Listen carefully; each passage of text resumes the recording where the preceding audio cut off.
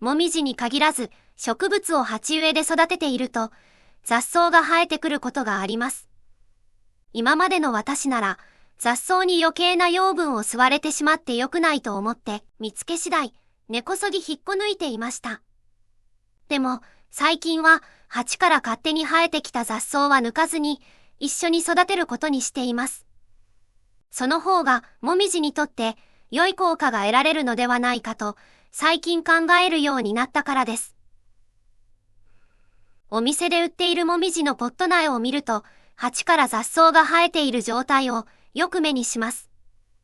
おそらく売れ残って長い期間放置されている間に自然に雑草が生えてきてしまったものと思いますが、なぜかそういった苗は意外と元気に育っていることが多いのに、以前から疑問に思っていました。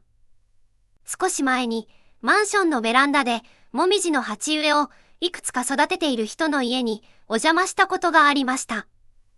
それらのどの苗も元気の良い状態だったのですが、いろいろと話を聞いてみたところ、10年以上、肥料はよくわからないから一度も与えたことがないということでした。それらの鉢には雑草もそこそこ生えていました。もしかしたら雑草が生えているという状態は何かしら良い効果があるのではないかと考えるようになりました。いろいろと調べていたところ、肥料などを使わずに土の中の微生物を増やすことで土本来の栄養素を植物が吸って育つという自然農法というものを知りました。草がたくさん生えてくるようになると、草の根っこが土を耕してくれると同時に、根っこにいる微生物が作物にも栄養を送ってくれるようになるということでした。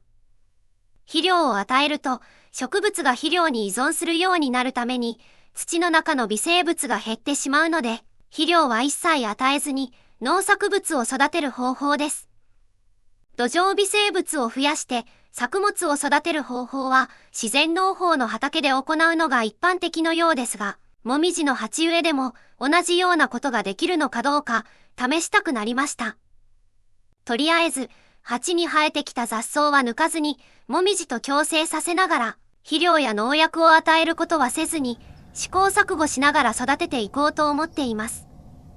私がそういったことを知ったのは半年くらい前のことだったので、3月くらいにほとんどのもみじには肥料を与えてしまいましたが、それ以降は与えていません。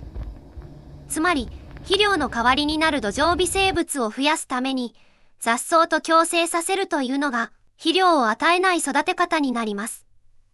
肥料は鉢植えの植物には必要なものということは今まで園芸の常識だと思っていましたが、今後は肥料を与えずにどう育つか観察していきたいと思っています。まずは雑草が生えるまで待つ必要がありますが、同時に土壌微生物を増やすための方法もいろいろと試していきたいと思います。もし肥料を与えずに育てているという方がいらっしゃいましたら、ぜひコメント欄で育成状況を教えていただけるとありがたいです。